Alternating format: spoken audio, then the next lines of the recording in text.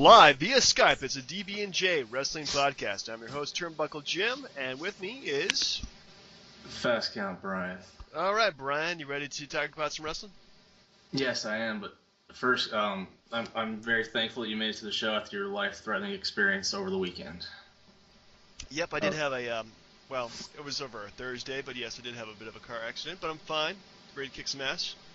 That's right. You've inspired many top 5 lists, but we will not use those at this time. Oh, come on. I actually want to do the top 5 collisions of all time. I think that's actually a pretty cool list. Anyway, so we're just going to do our quick rundown of Raw, what we thought about it, what we liked, what we didn't like. We're going to then do some trivia, try to stump each other, and then also do our top 5 list then. Actually, you know what? We'll do our top 5 list last. In between, we'll do a retrospective of the... Attitude Era with No Way Out 98, last pay-per-view before WrestleMania 14. No Way Out of Texas. Then I'll do our top 5 list. I think you had the top 5 team battles. Yeah, that one was a little harder than I thought, Yeah. and not because of like trying to find a reason to put Edge on a list. That's not the case. Oh yeah. But I got the top 5 Mick Foley matches of all time. So that was also a bit of a challenge to do, but I think I have a pretty good mix. And I actually decided to go with this. Well, you'll find out, folks. So first of all, Brian, what did you think about Raw? You mean the season premiere of Raw? Season premiere of what the fuck are they doing? Season premiere of Raw. Would it have anything to do with the fact that, Monday Night Football kicked off yesterday? It must have something to do with it. Did you watch all of Raw, or did you watch football? Well, I'll give you a little bit of both there. I'm not gonna lie, I didn't really, not really care, but the Jericho Wyatt match didn't really enthuse me any. Really? I liked the ending to it, but yeah, I think most of it was pretty ho-hum in terms of a cage match. There was very little suspense or psychology there. Well, I mean, it's not even. I feel bad saying this, but with the way that they jobbed Wyatt out to Cena like that, yeah, it's like and the way that they're ho-humming this feud to begin with. Mm-hmm. I'm not really feeling that him beating Jericho inside the cage. I don't know if it's a blow off for the feud or what, but I just don't think that it was. He needs another signature win to get back on track. True. He needs to beat somebody big like a Chris Jericho, or somebody else of that caliber. So yeah. What about Alberto Del? Never mind. Jobber to the stars. I don't know. I thought that was an okay cage match, but yeah, I think it was a good starter, but nothing not a great blow off match or anything like that. I did like the NXT guys showing up and doing a match. Yeah, that was a little surprising that those guys got that time, much like it was with Adam Rose's Bunny doing more wrestling moves. Yeah, that segment itself where taking on what's his face, Titus O'Neil. Oh man, well you know what the rumor is, right? What? That's Darren Young. That's Darren Young, yeah. But as soon as they turned on each other, or Titus turned on Darren. That feud went nowhere. So you're going to start it up 6 months later with him coming back in a bunny suit? I don't get it. Gotta start somewhere.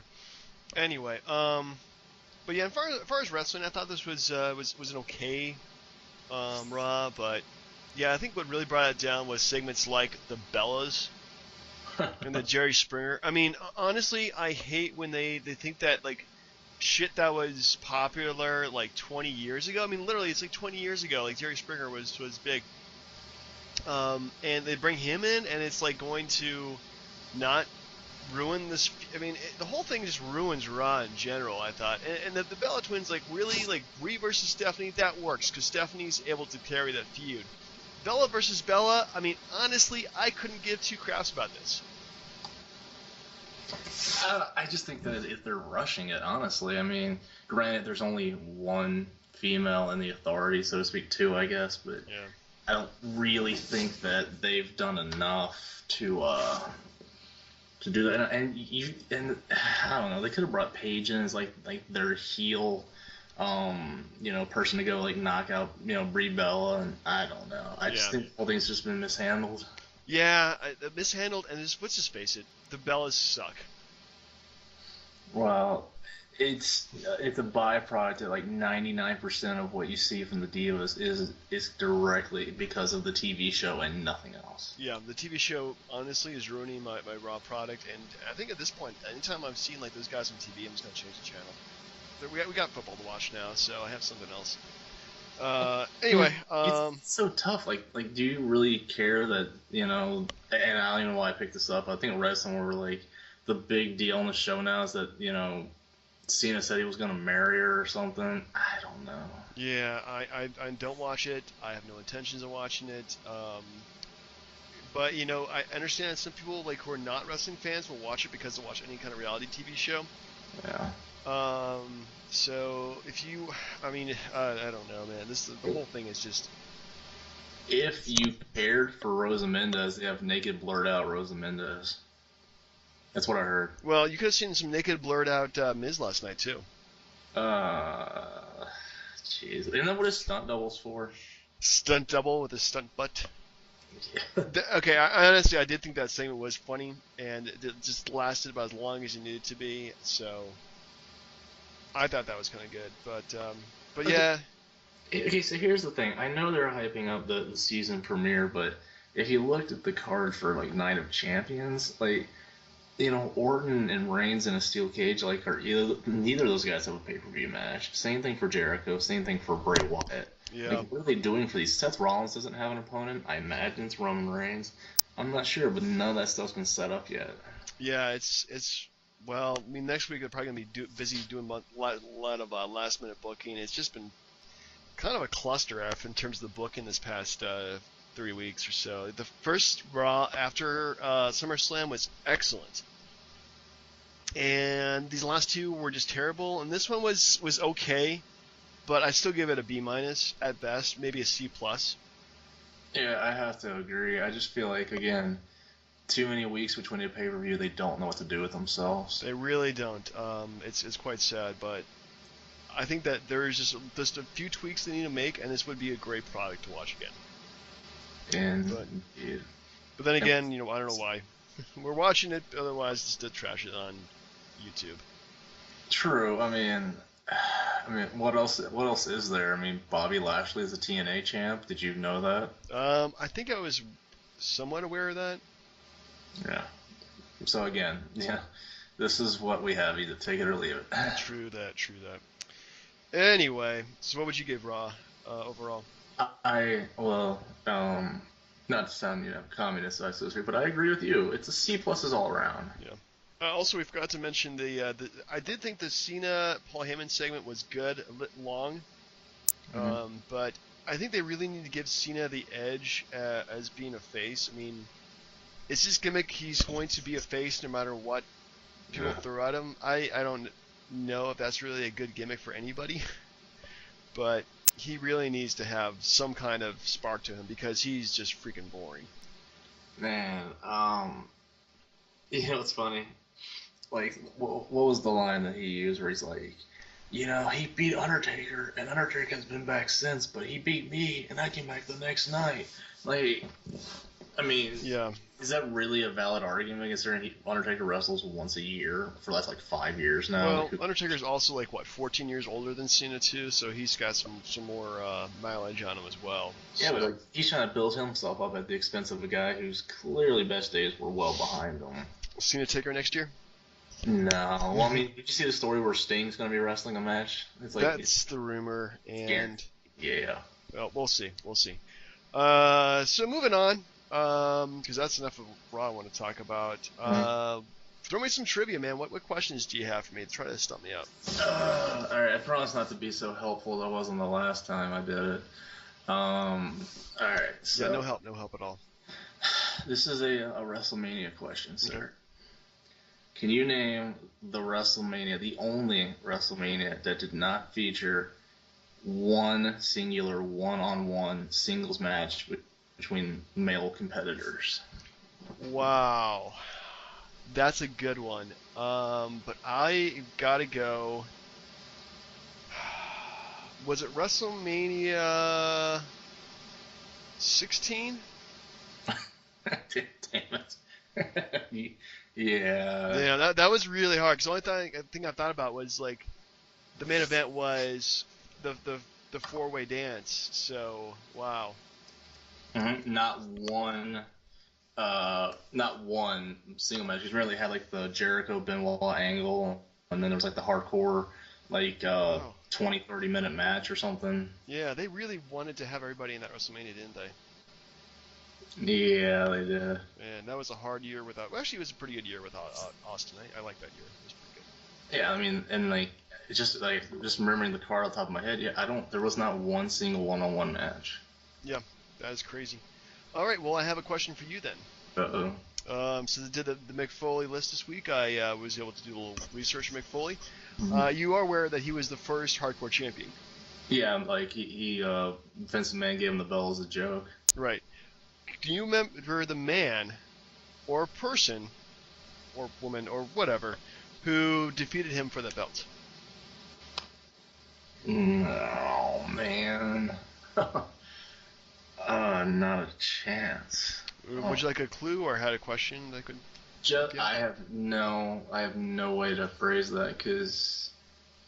Okay, what do you remember? Like, does it say what like month and year? It's like 98, wasn't it? It was 98. I believe it was December of 98.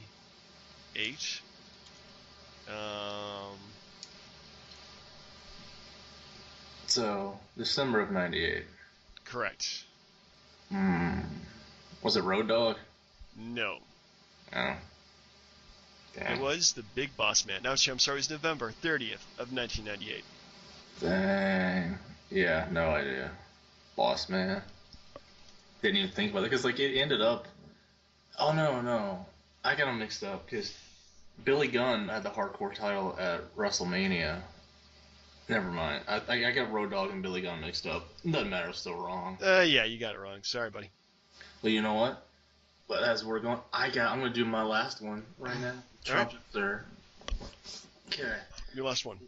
Yeah. Can you name the wrestlers? And I mean, there's a technicality on this as always, but who was a Triple Crown champion in both WCW and WWE?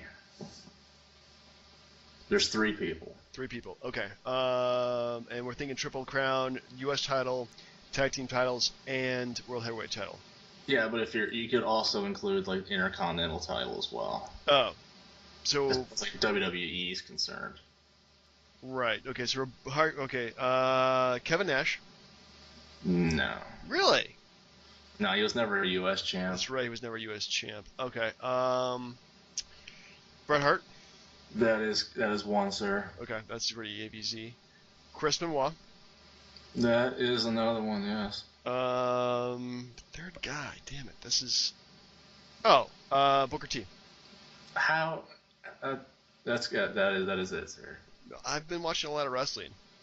Unfortunately, when those guys won the belts. But I thought we wouldn't mention Chris Benoit's name anymore. Oh, I mean. I know. 7 years, you know. Yeah, I know. Anyway, we're going to talk about No Way Out, February 1998. Sure. Actually, I should say this is No Way Out. In your house. No Way Out of... Texas. That's right, No Way Out, Texas. They said that so freaking much. I think there was like some technicality or something like that. They had to say No Way Out of Texas or something. I don't know. It was like some stupid thing with WCW maybe with the pay-per-views. No clue. Yeah, because they had Canadian Stampede, which they couldn't use or something like that. I don't know. It was crazy. So anyway, man, this was actually kind of a rough pay-per-view to watch before Mania. There was plenty of matches where the crowd just did not give a shit. Yeah, so I'm just gonna fly through these as best I can. Overall, what did you think of the pay-per-view? You think it was pretty crappy? Yeah. I agree with you. This was kind of I don't know why I remember the Attitude Era with such rose-colored glasses because if you're watching this, it's pretty bad. So we had the Headbangers, Mosh and Thrasher, defeated the artist formerly known as Goldust, just Goldust and bullshit on his face, and Mark Murrow, who sent Sable back to the locker room early. Man, that shit gets old because like it's pretty much. I mean, it's like an extension of like how Savage used to treat Elizabeth, or like in a way where like everybody knew that she looked good and but like he wouldn't let her do certain things or act a certain way or talk to the fans or whatever. But Yeah. like and you see it like in like the very next year with Jeff Jarrett and Deborah, right? Maybe yeah. I think so. It's where like Deborah tries to show off the puppies and Jarrett like sends her to the back. Yeah. Well, It's a frequent occasion, but like Luna scares the crap out of me. Luna's a little weird. She's a bit. Well, I think that was her shtick, was that she was weird and bizarre, and that's when they paired her up with Goldust. At least she's not leading him by a dog leash, and he's reading freaking Dr. Seuss.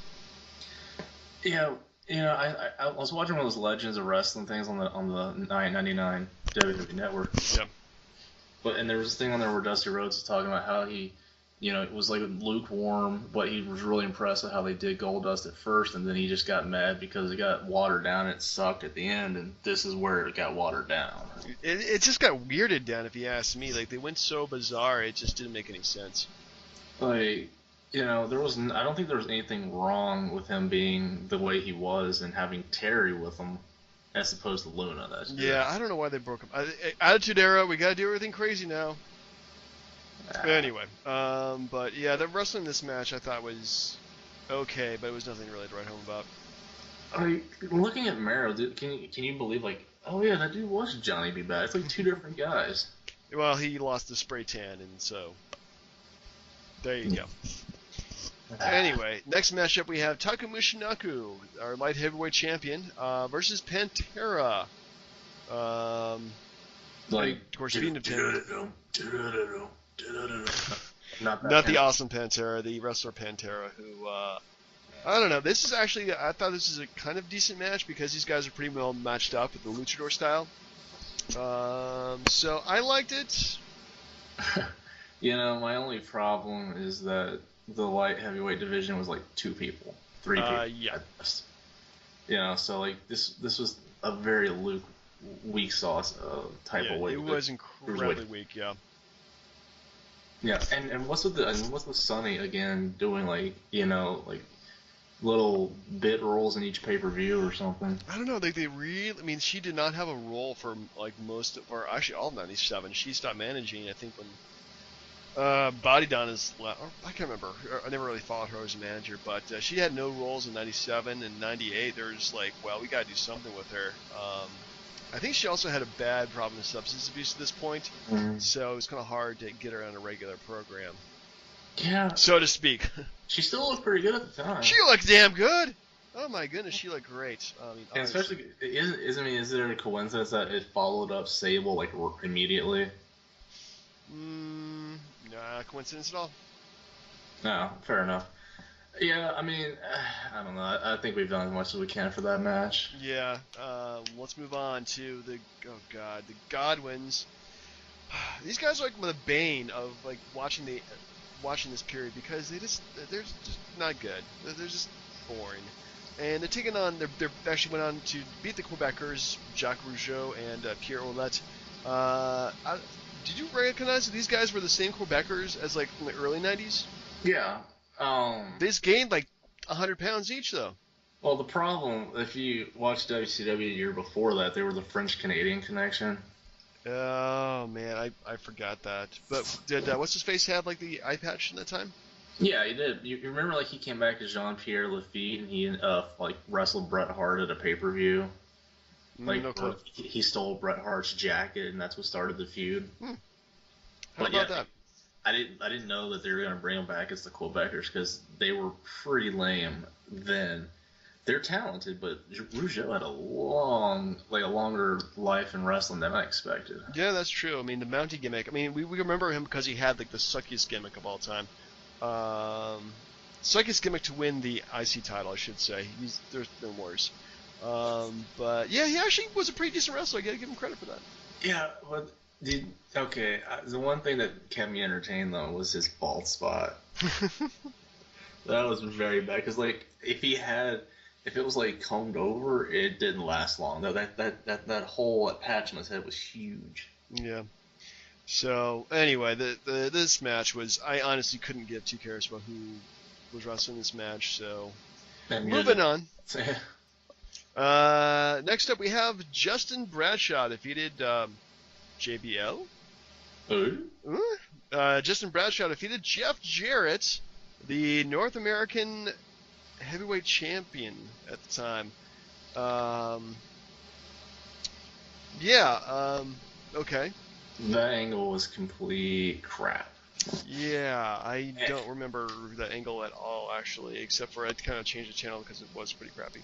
Well, it's like, I read up on it. It's something that, like, Vince was getting pretty desperate, so he brought the whole NWA thing, like, Cornette, and, like, but why bring the titles back? No one cared. Like, at that point, most of your WWF audience is like kids or teenagers, and they're not going to remember what the NWA was. Not too much, but bringing in Jim Cornette, I think, is always a good idea because he'll join your corporation, your company, do some commentary, do some managing, leave or get fired, and then just talk bad about you the rest of your life. So. But the Midnight Express coming back, and then they had like the fake Rock and Roll Express, or no, maybe I got it reversed. I don't know. But yeah, those guys are well past their prime. It's ridiculous. It was very bad. It was, but then, I can't imagine. Despite what everyone says, I felt bad for Jarrett. I thought they could have done better with him than they did. Yeah, he really didn't get his stride until like about a year later, and at that point he had left the company, and then went to WCW, and then had some pretty bad times. Anyway. Yeah. Next up, we have Race War 98 concludes. Oh. And they said this is a war of attrition match, but I have no idea what the heck that even meant. War of racial attrition? Pretty much, yeah. But anyway, we actually have a mixed race team here with Ken Shamrock, Ahmed Johnson, and the remaining Disciples of Apocalypse. So some diversity. Defeating the Nation Domination, which consisted at the time of The Rock, Farouk, D'Lo Brown, Colin Mustafa, and Mark Henry. I thought this was actually pretty good. This is probably the best match of the night. Yeah, they played up the whole thing with Rock and Farouk, and Rock wanted to lead the Nation, and Farouk was trying to like hold his place. Oh, they did that pretty well. Yeah. As far as like the other guys go, I didn't even know Ahmed Johnson was still around. Yeah. I'm pretty sure this is like one of his last matches. Yeah, I mean, did you know he went to WCW and was part of the new Harlem Heat? I unfortunately do know that. Yeah. Yeah, it's horrible. But yeah, like, I mean, the match itself was good. Like, Shamrock needed that. I guess he needed that momentum to go into the WrestleMania match with The Rock that he had. Yeah. Well, it's definitely good momentum, and it's a good way to kind of end the feud between a lot of these guys. Disciples of Apocalypse and Ahmed Johnson with the Nation. So I didn't even know the DOA was that important, especially after Crush left to go join the NWO. Yeah, well, the Disciples of Apocalypse, those guys were actually they seem to be pretty over with the crowd too. Pretty much because they were the only white guys in there. But anyway, how about the fact that they had a bunch of busted gimmicks? I feel bad for making fun of Crush, but they were the Harris Brothers, DOA, and then. God, who else was it? They're like the twins from like the Appalachian Mountains or something. Yeah, they had some pretty. I think they did have some pretty comic gimmicks. They were the Bellas of their time. Well, let's see here. According to Wikipedia, they were the Blue Brothers, Eli and Jacob. That's who I was thinking. The Bruise Brothers, Don and Ron. Creative Control, Gerald and Patrick. I guess they're in WCW. Yeah. Disciples of Apocalypse, Skull and 8 Ball, which is probably their best gimmick out of all these things, and they kind of sad. Yeah. Disciples of Destruction, Don and Ron. The Grimm Twins, Jared and Jason. The Harris Boys, Don and Ron. The Harris Brothers, Don and Ron. And the Harris Twins, Don and Ron. Yeah. Did they jump to TNA when Jared took it over? Or they did have TNA cred, too. I can't really show you what they did in TNA because it will take forever. But yeah, so yeah, pretty much busted gimmicks all around. They were there. Good for them. But I mean, like by '98, the Nation had been around for like over a year, so I'm not too terribly surprised that they were building The Rock up the way they did. Yeah. Well, the Nation at this point too was kind of the newer Nation, so there weren't, it wasn't definitely not the same crew that they ran in with, same time last year. So. Where's PG-13? I think Wolfie D and what's his other guy's name? Yeah, Wolfie D and oh crap, what was the guy's name? Ice, JC Ice. Yeah, those guys took their talents back to USWA, I think, at this point. Yeah, terrible. Mm. Just terrible. Next up, we have Kane defeating Vader. Kane apparently going through all of the former charges of Paul Bearer. Kind of like CM Punk going through all Paul Heyman's guys. Kind of like that. But this was, pretty much monster versus monster. And they're building Kane up to take on Undertaker, sort of like that. Overall, I think it was a pretty decent match. Yeah, I mean, it did its purpose. I mean, for sure, like Kane needed as much exposure as he could get, for a guy that doesn't talk at all. I don't know if he's got that little voice box yet or not. No, he wasn't even talking at this point. I think he talked for an entire year. He pantomimed though. Oh, I think I remember, like if you ever watch like the Attitude Era stuff that they put on the network now. Yeah. One of the SmackDowns they had, this is the first time that Kane talked by himself. He's like, "Suck it." Yeah, something like that. That's garbage. But yeah, like he needed that win. I really liked Kane at that time before they just foobarred him up pretty bad. For a guy who's been in with some really busty gimmicks, speaking of which, he really got some good heat with this gimmick. Kane was pretty much up until like the WrestleMania. I think it was a perfect gimmick of all time. Like they built him up well. He was solid. He looked like he could defeat the Undertaker. Even though, spoiler alert, he doesn't. I thought Lesnar was the second guy behind the 20-something. I forget. Anyway, but yeah, so we come to our main event, which is the team of Steve Austin, Owen Hart, Cactus Jack, and Chainsaw Charlie, a.k.a. Terry Funk. Middle-aged and crazy. Middle-aged and crazy. I want to be just like that when I'm 50. Defeated the team of Proto-Degeneration X, Triple H, the New Age Outlaws, Billy Gunn, and Road Dogg, with China, and somehow Savio Vega is put in the mix too. He's their sanctioned guy in the non-sanctioned 8-man tag team match. What'd you think of this match overall? Not cool. Here's the thing: they had the promo where Triple H was talking about that, the phones were ringing off the hook and people from all over the world wanted to be part of this match, and it was Savio Vega. It was Savio fucking Vega. Yeah, that's just sad. Yeah, I'm like, that pretty much would have been the downer for the main event if it wasn't for the fact that Austin was in the main event. Yeah, that's true. Yeah, and if Austin wasn't...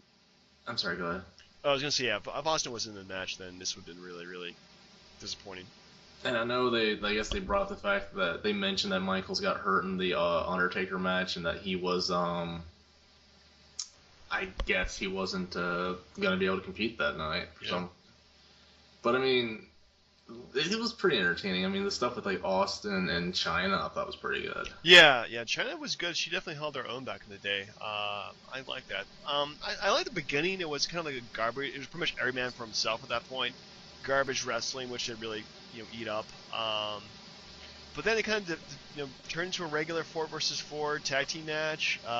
Stone Cold Steve Austin gets the tag, gets the win, and then the faces win, heels lose. Yay! Let's go home. You didn't like you don't like the random bits of chaos before the match starts? The random bits of chaos were cool. I think that at this point the matches themselves aren't great, but the stuff between them is awesome. Indeed. So. But does it sufficiently tide over Steve Austin to WrestleMania? Ooh. Yeah, I'd say so. But does it build up everything? Like, because like The Rock fights Shamrock, right? Well, they did a decent job there. They did. Owen Hart fights Triple H at WrestleMania. Yeah. I mean, I don't know if that was sufficiently done. I don't really think. I mean, Undertaker Kane is always going to be there, but yeah. I mean, the pay-per-view was just. I'm sorry. The one thing WWF should have never done was follow the WCW format of having a crap where the title is not on the line, I think, for the main event. Granted, Michaels was hurt. Yeah. But you don't put an 8-man tag match as the main event. That's not on my top 5 list by any means. But, I mean, but even still, through all that crap, it was still better than what WCW was doing. Because if you look right at this same time period, it was like, I think, Super Brawl. Yeah, it was Super Brawl, which was. Yeah. Well, let's go ahead and look at their pay-per-view they offered at the same time. It was the Sting Hogan rematch. Oh God. Their programs they did back in those times were just terrible. Steiner, Scott Steiner turned on his brother and joined NWO. I remember that. Yeah, so we go with Super Brawl 8. Let's see here. Booker T defeated Rick Martel. Actually, they had some pretty good feuds. Booker T defeated Saturn. Did Jericho fight? Was it Juventud or Guerrero? Jericho defeated Juventud, yeah. There we go. Goldberg defeated Brad Armstrong. That's not worth watching. The British Bulldog defeated Steve McMichael. Who the hell cares? DDP defeated Chris Benoit to obtain the U.S. Championship. That actually sounds pretty good. Yeah. Lex Luthor defeated Randy Savage. Savage was like they go in with the whole loose cannon gimmick thing right there. Yeah, pretty much. The Outsiders defeated the Steiner Brothers. Yes. And Sting defeated Hulk Hogan to win the championship. If you want to have some entertainment and you're just absolutely bored and you want to see somebody like oversell getting their butt kicked, go to the Steiner match. when Scott turns on Rick and they start beating up Ted DiBiase, who was the Steiner Brothers manager, he oversells like you wouldn't believe. It was hilarious. All right, we'll definitely have to check that out. But yeah, actually, that does sound like a pretty good pay-per-view. I wouldn't mind seeing that, to tell you the truth. So, so what would you give away out of this pay-per-view? I'd give it a D. There's not much to say about this thing. I wouldn't pay the money to see it, so I would give it a D+ at best. Yeah, but okay, one thing that I'm confused about is did they advertise Shawn Michaels for the match and he pulled out at the last minute, or how did that work? Because I would have been ripped off if I was trying to see Shawn Michaels and did not get my money's worth. I can't remember if they did or not, but I remember his injury was kind of up in the air. Yeah, they were just trying to get him to WrestleMania and that was it. Pretty much, yeah. Yeah, he's got really hurt in that Undertaker match too. His back just snapped. Anyway, so should we finish up with our top 5 lists? Absolutely. Now I know, and I like how this thing goes. So what I would like to propose is we just keep this kind of thing going, but more since I have a top 5 that's not a wrestler and you did, we flip flop it week to week. Okay. So I would give you a wrestler, and then you would give me a non wrestler top 5. Okay. Yeah.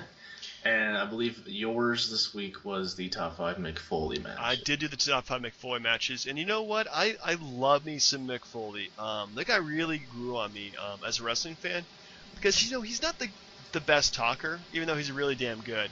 He's not the best wrestler, but he takes some pretty damn good bumps. But he's the working man's wrestler.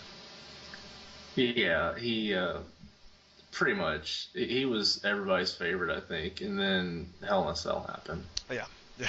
And then he was everyone's favorite. He was everybody's favorite after that. That made him. So anyway, you want me to go first or you go first? Well, please go, sir. If you don't. All right. So I was able to work Edge onto my list. What? With Foley versus Edge from WrestleMania 22. Very well done, sir. I actually went back and watched this match. It's been years since I've seen it, and man, these guys really tear themselves apart. We have Edge spearing Foley, get himself cut with a barbed wire, which was awesome. Foley bringing out the barbed wire bat and getting his butt kicked with that. Thumbtacks. And eventually it ends with Edge spearing Foley through a flaming table to end the damn thing. It was just a fun, awesome match overall. And you really can't do that today, unfortunately, because of the violence. But for the time, I think it was really well done. Yeah, I mean, and you gotta appreciate it. I mean, the fact that they sold Edge short with the short title run, I thought at the beginning of the year. Yeah. But they used Mick Foley to get him over, and it helped. So yeah, that was great. All right, so what's your number 5? I guess my top 5 list is he said 3-on-3 matches or more. Or more. And with the advice from the commissioner, I will not use any Royal Rumble matches because that's just too easy. Yeah, I can't really do those. Yeah, so I went with something that was newer, just to give an homage to you. Okay. Shield versus the Wyatts. Ooh, good choice. Good choice. Which one? The Elimination Chamber. Yeah, the first one. Yes, that was classic. Yeah, I mean, the other ones after that were good, but it's just like with sequels to any movie, you can never recreate the match. That's true. This definitely. I mean, even before the match, they were chanting, "This is awesome," which I think is. That's really. It was the best booking they've done this entire year, pretty much. Mm-hmm. And like just, I mean, the hype going into it. I mean, it started like last year, like Survivor Series time. They never pulled the trigger on it. Yeah, they were teasing it just a little bit, but yeah, once they actually like committed to it, it's great. Yeah, but once they finally did, it was fan-freaking-tastic. It was like one of the best matches. And it's definitely a top 3 or 4 for the entire year still so far. Yeah, I would give them that. I would definitely give it that. All right, well, my number 4 Mick Foley match, and you're probably not going to agree with me with this. Ooh. But granted, this is a top 5 list, so yeah, it's definitely one of his best matches. It's not the best one. In fact, it's the 4th one. Hell in the Cell from King of the Ring '98. Well, I mean, granted, it was the match that put him over. He was always like the top mid-card. This made him a main eventer. I mean, as far as like wrestling, he didn't really wrestle in the match. Exactly. He is known for doing 2 very sick bumps during this match. But besides that, he actually doesn't do any wrestling. So that's why it's not as high in the card as it was. I actually flip-flopped this with another one, but still, I mean, if you had to like show me a Mick Foley defining match, that would be it. Yeah, I mean, it really didn't do as much. Well, okay, it did enough for both guys because Undertaker was starting to turn into a heel at that point. Yeah, yeah.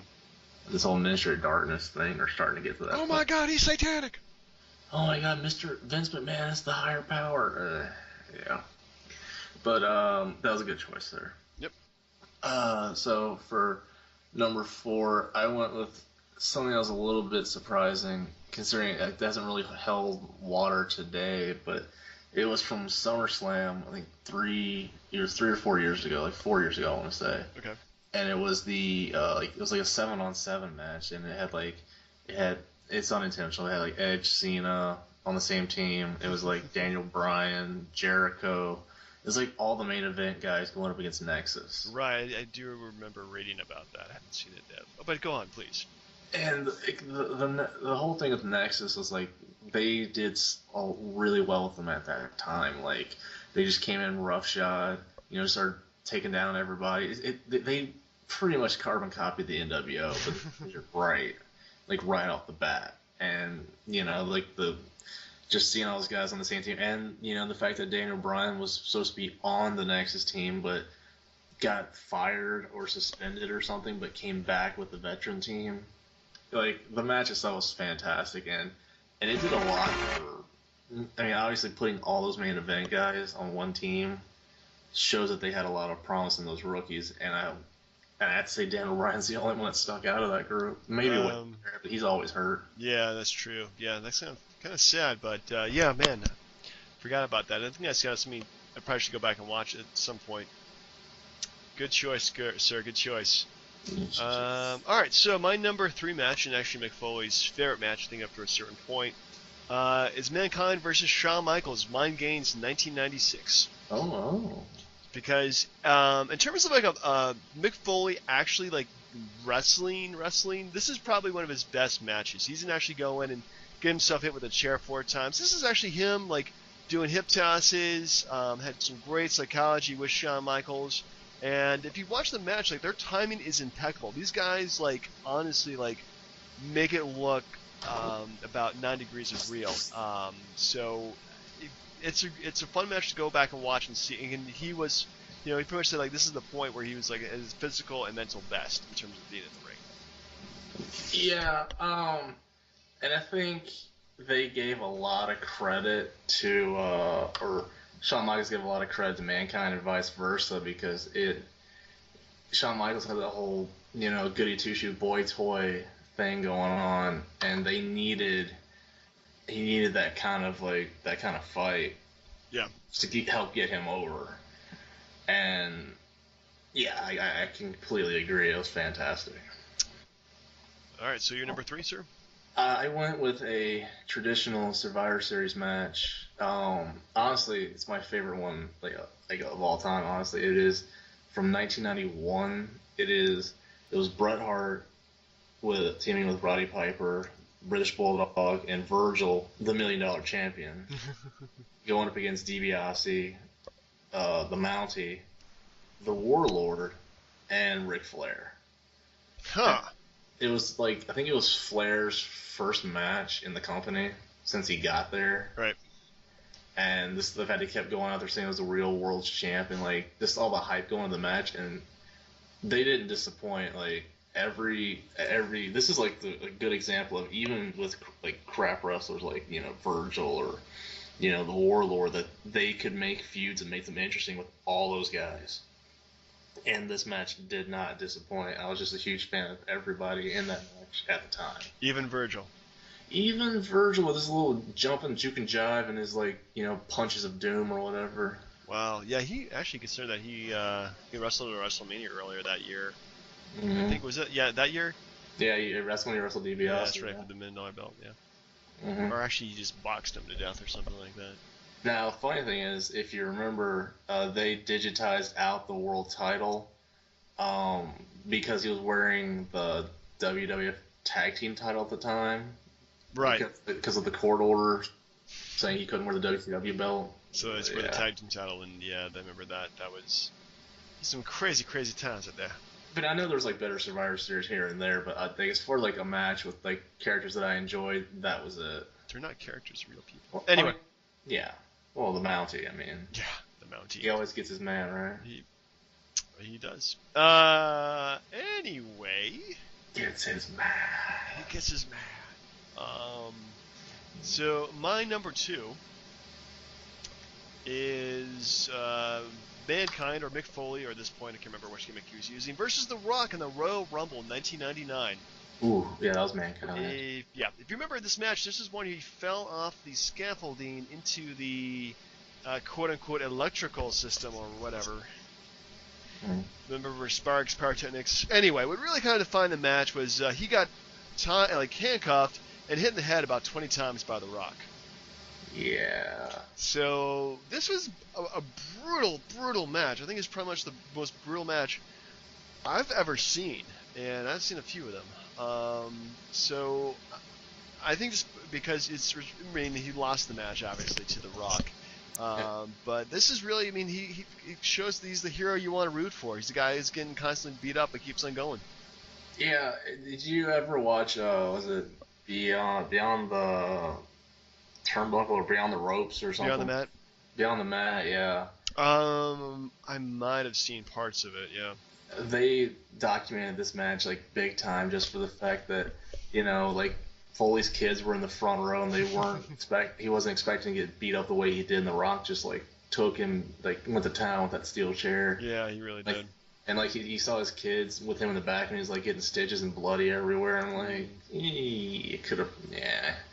But I mean, the match itself, The Rock needed that kind of match because, I don't know, but he needed that kind of edge to help him get over because he knew he was fighting Austin at WrestleMania. Yeah, he really needed to have the big win there. So the whole program that The Rock and Foley did around this time between Survivor Series and WrestleMania, I think was one of the best things they've ever done in the company.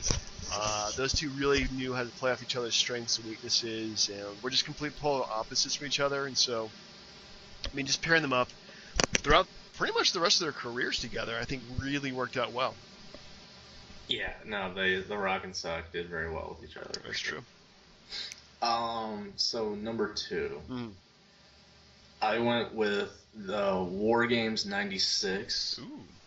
The NWO team, which was Hogan, Hall, Nash, and Fake Sting, going up against Luger, Flair, Arn Anderson, and the real Sting, who came in, beat up everybody, and just, said screw you, Lex, and then left. Yeah. I don't know if you had a chance, but I went back and watched a little bit of the stuff leading up to, because they have all the Nitros now on the network for how much? For $9.99. It's great. It's still it's even better deal now, but my God. Just watching the Nitros leading up to it, and then the match itself,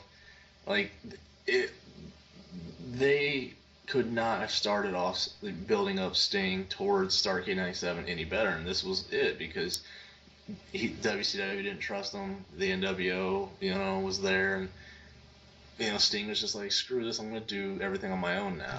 And this was the start of that. Yeah, and then what happened? Yeah, and then they botched it. They really botched it because Hogan's ego, probably. This is very true. But the match itself, I mean, I don't know. The match itself was pretty good. I thought, if you ever see these War Game matches, you always know that at the beginning, your workhorse guys are the ones who were in there first because they have to last the longest. Right. Which was like Arn Anderson and Scott Hall. So it was good to see those guys get in there, and when Scott Hall's head was on straight, so to speak. Yeah. So I enjoyed it. It was very good. Number one, sir. Number one Mick Foley match of all time, and this is kind of I would say almost like a personal favorite match. But this match, I think, is really not about any characters that Mick Foley played. It's really about the man himself. So you remember back in 98, 99, the ratings, I was living back and forth constantly, to the point where I just taped one and then watched the other one the day afterwards, just trying to keep myself away from spoilers. Between Raw and Monday Nitro was a huge battle, of course, for the ratings. And this match pretty much was a big win for the WWF over WCW, and it was Mankind versus The Rock for the title. And you think Mankind, he's not really the guy who looks like a champion, acts like a champion. He's not really championship material. But despite all odds, he was able to, and lots of help. I mean, this pretty much, if you've wanted to find the Attitude Era in one match, just go back and watch this thing, because it's Mankind. And then with DX in his corner, the Corporation's in The Rock's corner. There's all sorts of interference, cheating, and eventually the Stone Cold Steve Austin comes out, runs out, and then stuns The Rock, and then Mankind, of course, pins him. But what really won the match, I think, or made it a big win for WWE, was that they gave away this result on WCW. Yeah. And what was the number? It was between 500,000 and 700,000 viewers. Like 500,000, yeah. Yeah, 500,000 people changed the channel just to watch a match they knew who was the winner was going to be, when that was Mankind. So I think that really, this match really is a sum of all the hard work that Mick Foley put into professional wrestling. Yeah, agreed. I mean, considering that the same night it went up against the Finger Poke of Doom. Ooh. It was the beginning of the end, folks, as Kevin Nash finger pokes poor Hulk Hogan in the chest. I'm not even gonna lie, I was so happy about that match. I actually stayed on Nitro and watched that. Really? Well, because I had the NWO shirt that had the red on one side and white on the other. I was like, finally, this makes sense. But yeah, 99 was just a bad time for everybody. Let's just face it. I regret nothing. Well, it was bad in WCW. It was great in the WWF. It was 99, I think, was one of the 98, 99, 2000. Man, those were some good times. Yeah, no joke there. All right, so what's your number one team match of all time? I went with Wrestle War 92. Okay. And it was Sting's Squadron. It was Sting, Barry Windham, Dustin Rhodes, Ricky Steamboat, and Nikita Koloff against Paul Heyman's Dangerous Alliance with Steve Austin, Rick Rude, Arn Anderson, Bobby Eaton, who was getting a singles push, and the living legend Larry Zbyszko. Wow, that does. I remember reading about that and how good the match was. I probably should go back and watch it on the WWE Network for only $9.99. Yeah, it's a really good deal. But I'm just saying, this match has it all. It's got Steve Austin years before any neck problems kept him from being a great wrestler, and then you had Arn Anderson. Every guy in that match could go, and there was it's the best pure match I've seen with that many guys in one place at one time. I don't think you can. Personally, in a match where it's 5-on-5, you can't get better than this. I haven't seen anything better than this, honestly. It's worth watch. I recommend it. I would watch it right now if I could. Well, if I ever get a chance to, I will go ahead and watch it. But unfortunately, I got Destiny tonight, so I'm gonna go and play that for a while. Yeah, no, I completely understand. Anyway. Yeah. So good top 5 list. Are there any matches that was hard to leave off? I did consider the Boiler Room Brawl. I never seen the match, so I went back and started watching it just to see if it had a place, and then turned it off about 10 minutes in. It's actually kind of crappy. But yeah, I mean, there's a lot of things that I wanted to go back and check out. I mean, obviously my list is just WWF and WWE matches. Mm-hmm. And he's got plenty of matches in ECW and WCW that are probably worth watching too. That maybe if we get around to it, I might do like list number 2, like the greatest like Mick Foley matches outside the WWF. And I don't think I'm going to consider any TNA matches, but that's just me. He had a match with the Abyss that wasn't too bad, but I highly recommend just 2 super quick. There was like a tag match in '93, like Beach Blast or something like that. I think it was him and Max Payne against the Nasty Boys, and they just beat the living crap out of each other. Sounds like a good time. And then it was the year before that. It was Mick Cactus Jack against Sting, but it was like a non-title match. Even though Sting was the heavyweight champion at the time. He basically did for Sting what he did for Shawn Michaels 4 years later. Huh. So yeah. So that'd probably be worth watching. Then I'll check those out if I get the chance. But anyway, good list all around. So next week, what will you give me in terms of a topic? Top 5. Like you said, based off of your near fatal incident, top 5 collisions, which basically is just like, like your top 5 best main events, regardless of a pay-per-view, like where like the build-up was so good and like you just couldn't wait to see the match. Yeah. Okay. That sounds like a doable effort. And for you, top 5.